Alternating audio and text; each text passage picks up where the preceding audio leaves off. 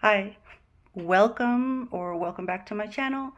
My name is Zed Espinoza, and amongst a myriad of other things, I am a writer, and today is a work day. So I don't write every day because if I did, my brain would turn to mush and I'd basically be a zombie, not really knowing what time it is or what day it is. It, Writing takes a lot of everything from you. And if you do it right, in my opinion, you'll even imprint your soul onto your work.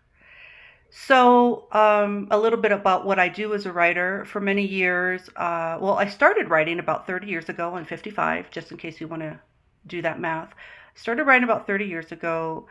I wrote short stories, and at that time, Francis Ford Coppola had, I think it's still around actually. He created a virtual studio called Zoetrope, and it was free. I imagine it's still free. I should actually go check on that. And so I would post my short stories in that virtual studio and get feedback, and then I would critique, and that was basically where I cut my teeth as a writer. That I'm self-taught writer, and I've never gone to school for it or anything, but that's where I learned how to basically construct a story. And so after I got into some publications, as a matter of fact, I'm a Pushcart Prize nominee, which Pushcart Prize is like the Pulitzer Prize for short stories. Actually, I think I'll link that. I'll link that story. It's a very short story. I think it's like 500 words. I'll link it somewhere, either here or in my community post. But anyway, so after writing short stories and publishing some, I was brought on to be an editor, so I started as an associate editor for a publication now defunct called Night Train, which was out of Boston. And then I sort of went dark because I became a mom, and I children require everything. So I did write, but not really with a lot of fervor at that point for a decade or so. But after the birth of my second daughter, I have two daughters. After the birth of my second daughter, I was recruited into the film industry, and it happened in a very funny way, which I could explain at a later date. But I was recruited into the film industry, and using all of what I had learned as an editor for short stories and so forth, I actually became a script doctor for producers and directors, and that's what I've been doing for about 12 years. I am condensing the story. I love storytelling, but I always try and edit myself so I don't ramble on. So back to what I'm doing today.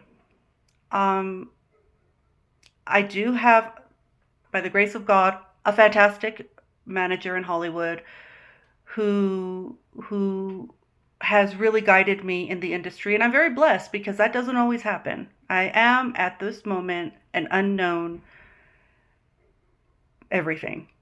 But by the grace of God, I was given this amazing opportunity to have a manager in intellectual property group. She's awesome and an amazing person, and she's helping me with several projects, one of which is a story of my life, and or my adult life rather, and I'm doing that in conjunction with a Hollywood producer, two Hollywood writers and directors.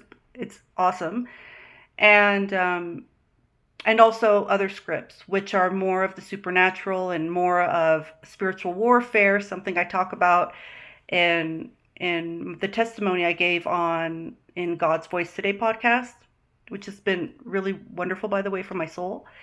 And last year I wrote the proposal for a memoir, and my manager put me into submission with some agents, and thank God I got the support. I have the support of a New York literary agent who has now taken my memoir called The Song. I don't know if I said that already. I think I need more coffee.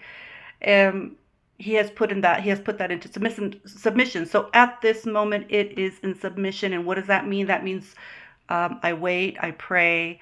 Um, I just sit looking at the air a lot and say, oh my gosh, I hope my memoir gets placed.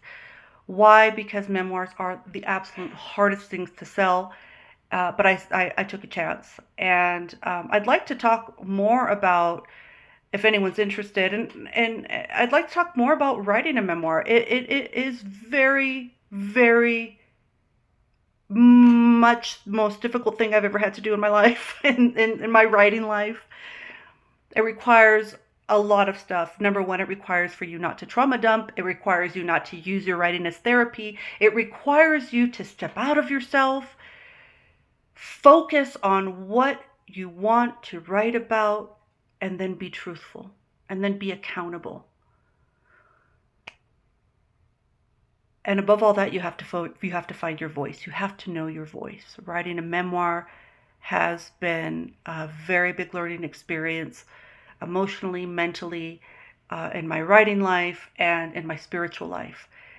And it requires a lot of sacrifice, a lot of discipline. I think I'd like to talk more about this, but not today, because why? Today's a writing day. So I actually did want to post. I did want to talk a little bit about what I do. I wanted to thank everyone who has subscribed to my channel, who's left amazing comments. And I'd also like to point out that not too many years ago, I decided that everything that I was going to do in my life, including my writing, I was going to do not for my glory, but for the glory of God. And I needed a reminder. And so here it is. Veritas vos liberabit. The truth will set you free. Every time I write, every time I cook, every time I read a book, every time I do anything, it is a constant reminder that what I do in this life, from the smallest thing to the most difficult thing, it's for the glory of God. So yeah, that's what I want to talk about today. I have to get writing, but I did want to sort of give an idea of what I do and where I am professionally at the moment. And I'd also like to discuss that Lent, I'm a Catholic, I'm a Roman Catholic. Lent is coming up. So I think I'd like to discuss a little bit about how I prepare for it. And I'd like to discover the fact that I wear a veil at Mass. I'd like to discuss all kinds of things. I love Lent, Easter and Lent. It's my favorite holiday. It used to be Christmas, but now it's Easter. And I'd like to explain that, and I will explain that at a later date. So I think I'm just going to link my story in a community post if anyone's interested in reading it. I wrote it 20 years ago, maybe. I'm not really sure. But it was nominated for the Pushcart Prize, and I'm still grateful for that. I mean, as of today, now I can say I'm a Pushcart Prize nominee, which is really awesome. So I wish you all well. I hope that you have a great writing day, or that you're having a great writing day. And I just want to say thank you. Thank you so much for being here. Have a beautiful day. God bless. Bye.